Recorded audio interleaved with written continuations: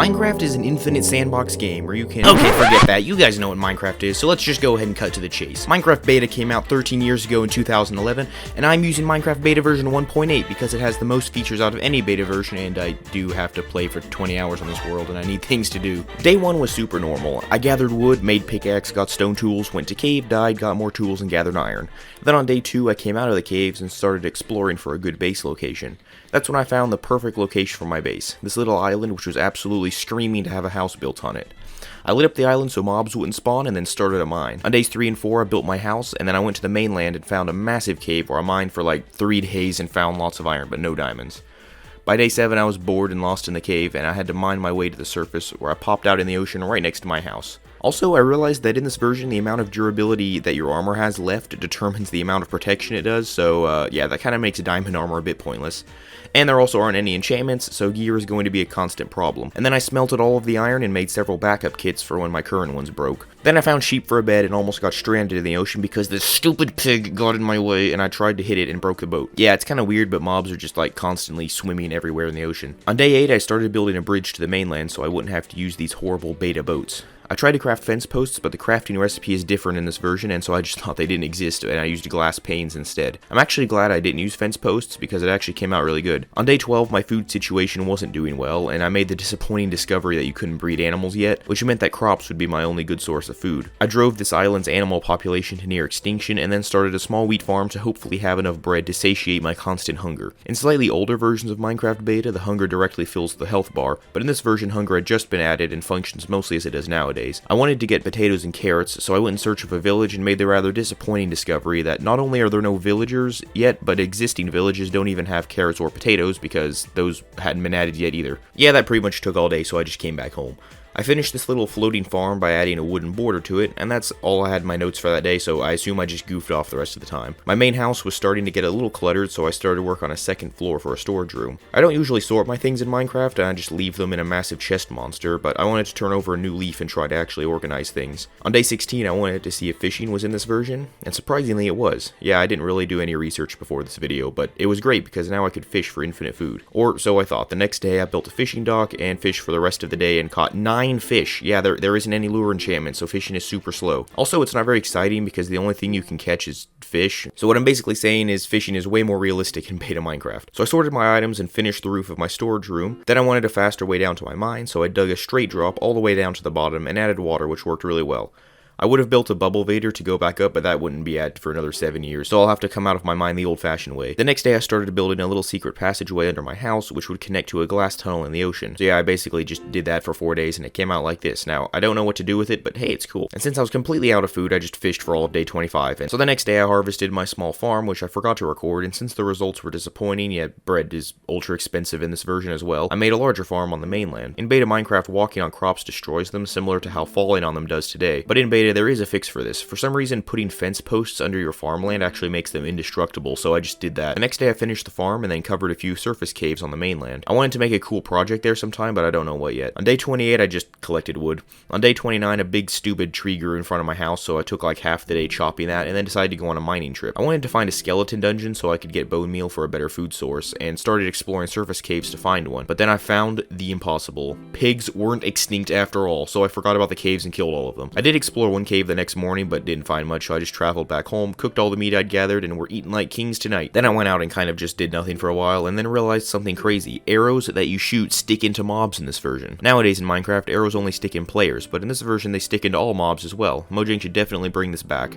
but they probably won't because look at the poor pig, it's in pain. Never mind me though, I don't matter. Actually, I just researched it, it's because it would be too hard for Mojang to make. Oh well. The next day I wanted to build something on the mainland, so I built a horrible looking little food stand that sells pork chop. Yeah, I'm not a great builder, and beta Minecraft has limited block palette. And then I didn't know what to do, so I just restocked my gear supply chest, which I was going through at an incredible rate. On day 33 I traveled to a desert to gather sand for the next project, so that's what I did all day. Then on day 34 I started digging a tunnel underground from my island to the mainland. I thought I would need glass to go underwater, so that's why I gathered all that sand, but it turns out the water is super shallow here and I just went underground. But I wanted to use the glass, so I also made just a super long tunnel out across the ocean to the other side. Since the tunnel branches off from the main line, I wanted to make a changing rail system so you didn't have to get out of the minecart and put it down again to change tracks. It seemed like it would work, but I would need slime and I didn't have any, so on day 40 I used chunk base to find a slime chunk, at least I think it should be one, and dug out a slime spawn area. Then I just AFK there the rest of the day. Even though a lot of things are missing in this version, a lot of redstone components are actually here at this point, like redstone dust, torches, repeaters, and pistons and sticky pistons, so I will hopefully use some of those at some point as well. By the end of day 40, I was bored and came out of my mine and then went to bed. The next day I had an idea to build a subway station for my minecart track since it's underground. I looked up pictures of subway stations and started digging out the underground part of it. I wanted the roof to be made of smooth stone slabs, which are actually just stone slabs in this version, so I started by smelting a bunch of stone for that.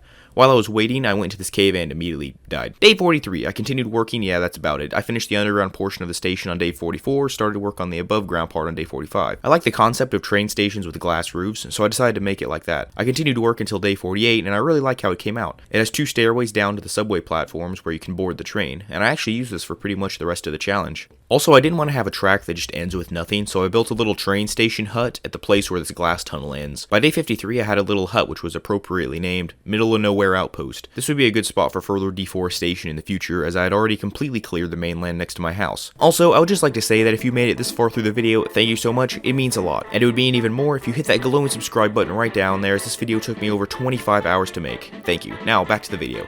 Looking at the mainland at this point, I decided that it was a bit empty. I wanted more buildings here, so I decided to do something with the wheat farm I'd built. So I thought to myself, what does wheat make? Bread. And where's bread sold? Panera Bread, obviously, so I built one around the wheat farm. I love how it's a tiny storefront and then you just go through this employee's door and there's literally just a patch of wheat growing back there. I'm forever going to imagine this whenever I see a Panera Bread. At this point, it was day 60 and I took a break and looked at my builds for a while, then explored a surface cave. I also realized that it was day 60 and I hadn't found any diamonds yet, which seemed to be super rare.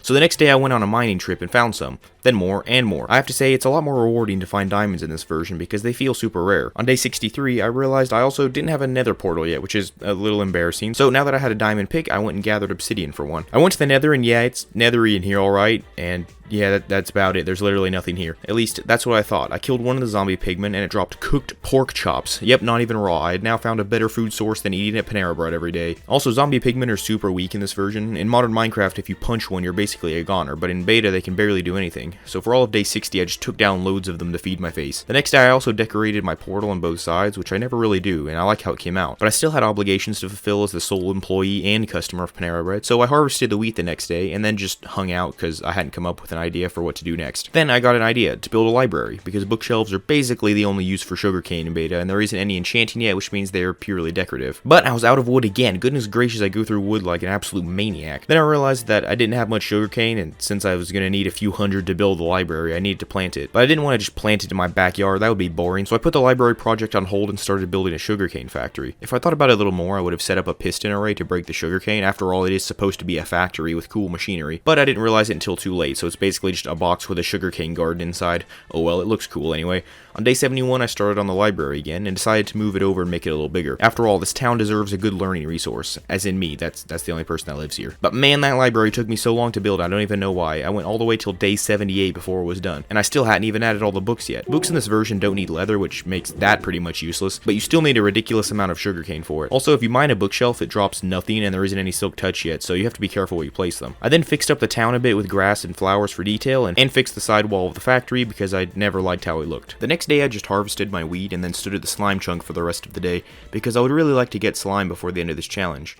On day 80, I went mining again, mostly because I needed stone for another build, but I got sidetracked when I found a cave and then found a dungeon, which is super cool. If it was a skeleton dungeon, I might would have made a farm of it, but since it's just a zombie one, then there's literally no point. I did collect the mossy cobblestone from the floor, because in this version, this is the only way to get it, as you can't craft it. I also found a few more diamonds and then went home. With my newfound diamonds, I made a jukebox so I could finally play a music disc I got a while back. I also started smelting stone for my next build, because I would need a lot. On day 82, I was out of wood yet again, so I just contributed to global warming for the rest of the day, and then on day 83, I started to work on my next project, an apartment building. I realized that the non-existent citizens of my town had nowhere to live, and since I didn't feel like building a bunch of houses, apartment building, here we come. I'm going to build it out of stone, so hopefully it will look a bit like concrete. But just one day later, I was completely out of stone again, so I went to the middle of nowhere and started digging out an entire chunk to gather stone. Except for the first couple of days, it was just dirt, but then I finally got down to the stone layer and kept on going until day 88. Then I smelted the stone and continued working on the apartment building. I don't know if I'm going crazy or if Enderman can pick up any block in this version, because I keep finding finding holes in my builds. But I finished the apartment building on day 92, and you know, it looks pretty plain, but I think it adds a lot to the town. I really like how I did the top with an antenna and some boxes for air conditioning or something. I don't know what these things do. On day 93, I found out that there was actually still an original tree on the island, so I made it into a historic landmark. And then I planted some decorative trees around town and added the last of my bookshelves to the library. Then I landed a water bucket landing from the top of my skyscraper, which felt awesome, so I decided to take it to the next level and do one from world height. But in beta Minecraft, the world height is literally 128 blocks, so it wasn't much different. I failed anyway though, which was the first time I died since day 42. I hadn't really realized it, but since there's a lot less things to this version, there's also a lot less things to die to as well. Then I was curious what would happen if you tried to grow a sapling at world height, which actually worked, and I was able to place a block at Y level 129, which is a block above world height, which I was not expecting to be able to do. Then I added my mossy cobblestone to the roads in my town,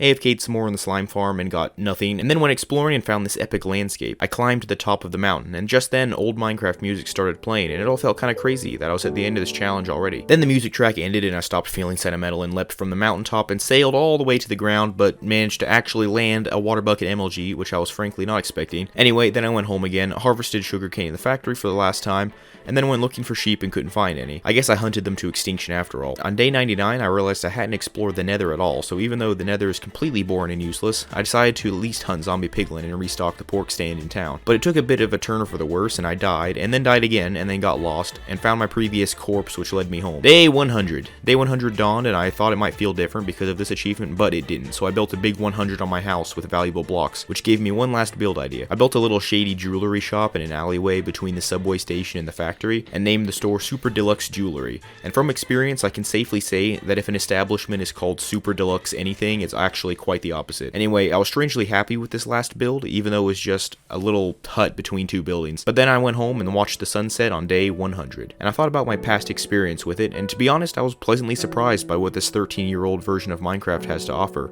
I mean, even though the game has changed so much over the years, at its core, Minecraft has always been the same game. So did I enjoy playing it? Definitely, it was a blast. Will I ever play it again? Nope, probably not. Thanks for watching. We're nearly to 1,000 subs after a year of grinding out YouTube videos, so a sub would be greatly appreciated. Come on, you can't have made it this far through the video without enjoying it. I'll see you next time.